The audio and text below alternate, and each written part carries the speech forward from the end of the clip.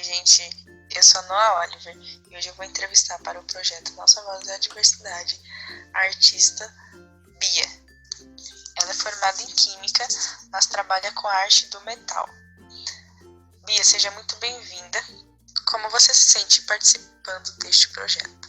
Oi, Noa. Oi, pessoal. Primeiramente, gostaria de agradecer a oportunidade, dizer que eu me sinto muito honrada em fazer parte desse projeto. São a partir de iniciativas como essa que trazem novos olhares, novas pessoas, novas vertentes para o mundo da arte, né? São iniciativas como essa que fazem a gente tomar mais corpo e conseguir disseminar mais conhecimento. Bom, Bia, vamos lá. Você é formada em Química, né? Com que você trabalhava dentro deste segmento? Na Química, eu trabalhei com a parte de análises de solos no Instituto Agronômico de Campinas e também com a parte de garantia da qualidade de autoadesivos. Um trabalho bem diferente do que você faz atualmente, né? Como foi para você abandonar sua profissão de formação e começar nesse universo da arte? Quais foram os caminhos que você tomou dentro do espaço artístico? Sim, são trabalhos bem diferentes, né? Embora nos dois trabalhos eu precisasse ter muita concentração, eu preciso sempre estar muito presente, né? Acaba que são realmente coisas bem distintas, né? Mas dentro dessa transição, primeiro que não foi uma coisa rápida, né? Eu levei quase 10 anos para fazer toda essa troca realmente de profissão. Quando eu comecei na joalheria, eu fiz um curso há 10 anos atrás, em 2010, de desenho de joias. Então, a minha primeira ideia para entrar nesse universo era com a parte de desenho, que eu sempre gostei muito de desenhar e isso era uma coisa que não era tão difundida 10 anos atrás, né? Principalmente onde eu morava, digamos assim. E quando eu comecei a fazer os desenhos, comecei a querer trabalhar com as joias, eu já estava dentro do processo de formação na Química, já trabalhava com isso. Então eu comecei a pensar como que eu podia sair de uma profissão, o que eu precisaria investir, quais cursos eu precisaria fazer para conseguir fazer disso mais do que só um hobby ou algo que eu faria assim aleatoriamente, né? Então eu fui projetando, fui guardando dinheiro, fui procurando onde fazer cursos, onde me especializar e também eu tive uma oportunidade muito boa há 5 anos atrás de poder participar de um projeto de iniciação à inovação pelo Sebrae, né? Se chama o Programa Ali. Quando eu entrei no Programa Ali, o meu intuito era conhecer também um pouco de negócios e entender como que eu poderia estar fazendo da minha arte um negócio que me mantesse, né? Então foi a partir desse projeto que, além da parte de especialização na própria técnica da ourivesaria, eu comecei também a aprender como eu deveria fazer para ter a minha empresa. E em 2017 eu abri a Arjun Joias Artesanais, né?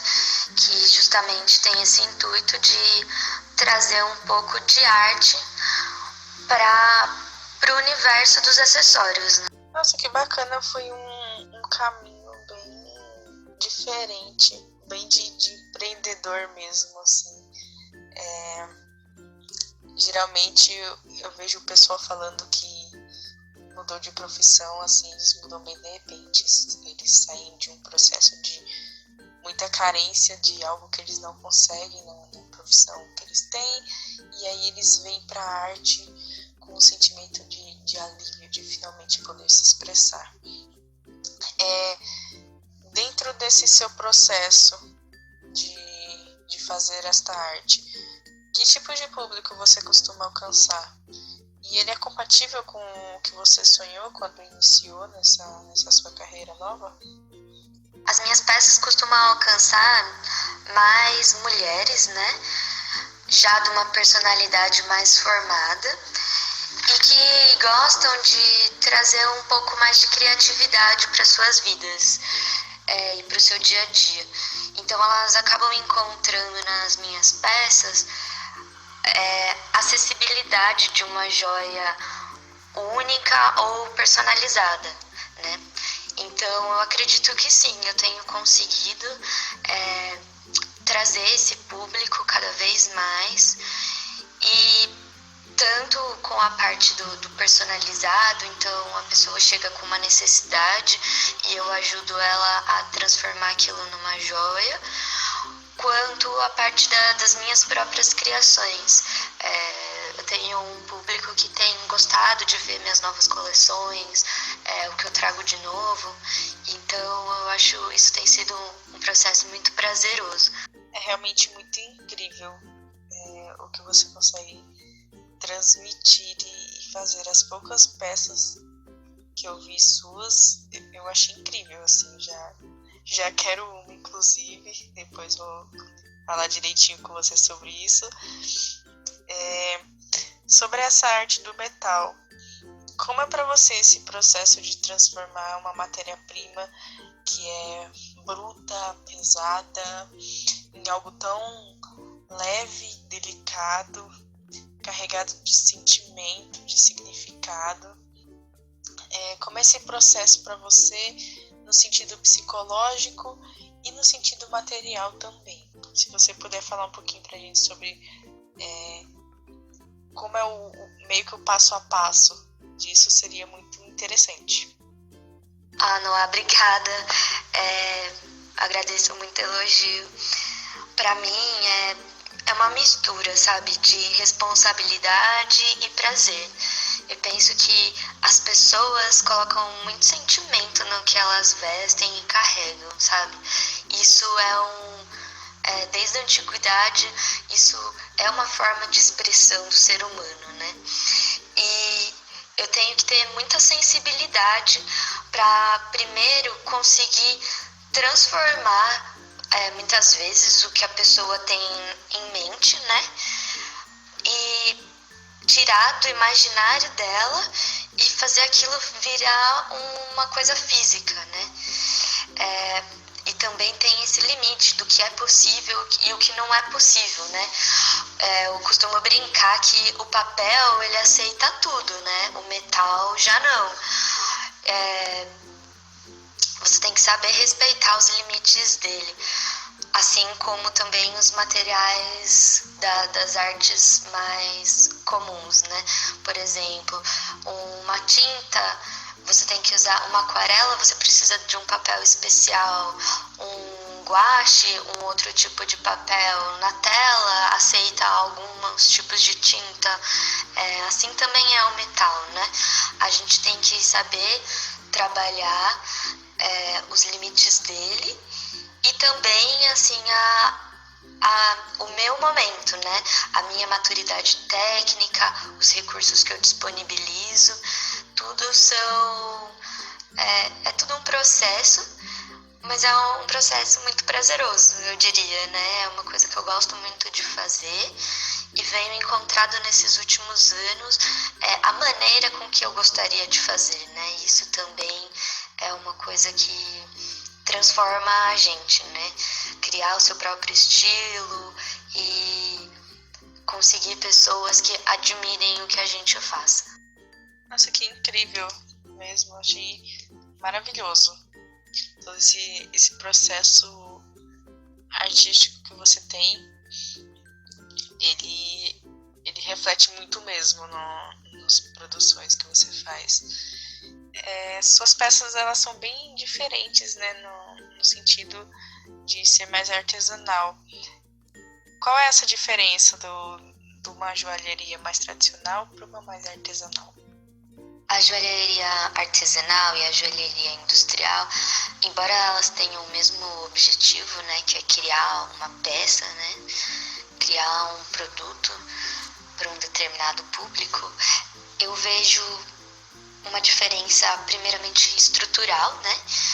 Então, enquanto a joalheria industrial, clássica, ela tem uma cadeia muito grande de pessoas, processos, fornecedores, a joalheria artística e também a joalheria artesanal, ela acaba resumindo todo o processo, muitas vezes numa pessoa só e nos seus fornecedores mais locais, digamos assim, né? É muito interessante essa parte. Enquanto na joalheria industrial você tem um ou mais, né, designers, você tem os modelistas, os cravadores, as pessoas que fazem a parte de fundição do metal, os ourives que fazem a parte de acabamento, os vendedores, você tem todas as lojas que fazem parte do processo de venda, a equipe de marketing.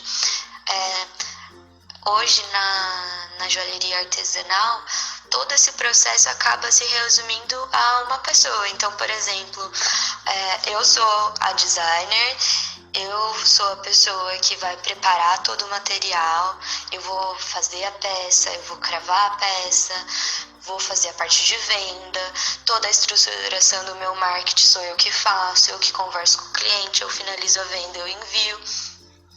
Tudo acaba se resumindo a mim. Então, acho que é muito prazeroso, sim, você tá por dentro e tá presente em todas as fases do processo. Qual o seu objetivo, seu maior objetivo quando você produz essas peças? E você acha que esses objetivos da sua produção, eles são muito diferentes da produção industrial? O objetivo que eu tenho quando eu produzo, né, é criar uma atmosfera mais inspiradora para o mundo que me cerca. E eu gosto de poder fazer isso para pensar que eu trago um tipo de consumo diferente para as pessoas, né? Então eu acho que essa é a maior diferença que eu tento trazer com o meu estilo de produção, né? Quando uma indústria produz, ela está preocupada com a quantidade. É claro que a qualidade também é importante, né? A gente tem joalherias de luxo que produzem coisas maravilhosas, né? Que muitas vezes eu, por exemplo, dentro do meu universo não vou conseguir levar para os meus clientes. Mas eu gosto de pensar que a relação de consumo fica transformada, né? Quando eu tô ali presente inteiramente para fazer uma peça para uma pessoa, é meu tempo que tá ali.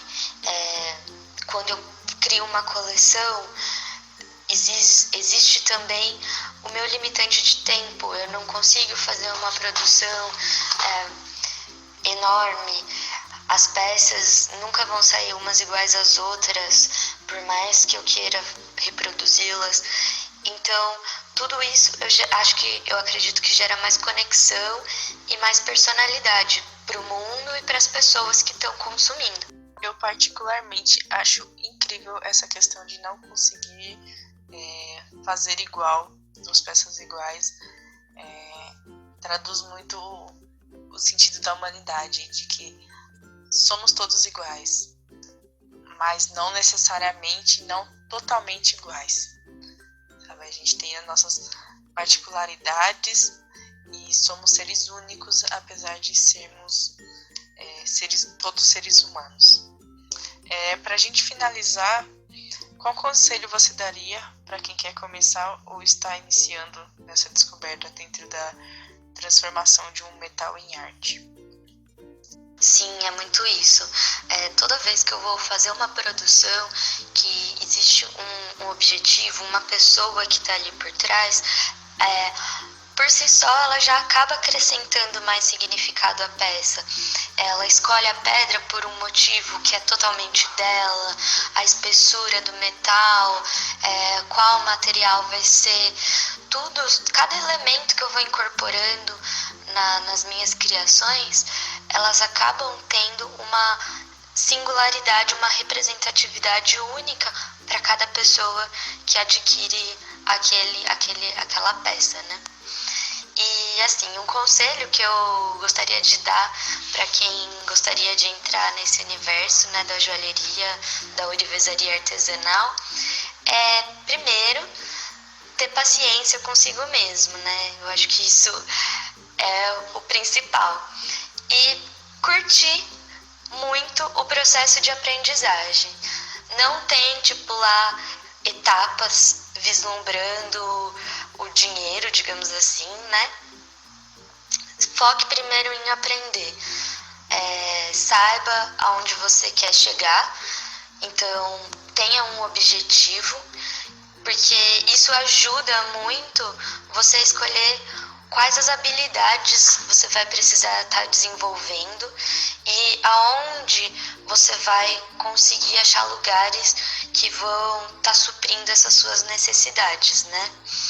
E do mais, saia fora da caixinha, crie muitas conexões, converse com muitas pessoas, veja diferentes referências do que você está acostumado, para você ir conseguindo criar o seu estilo e estar sempre feliz com ele, né?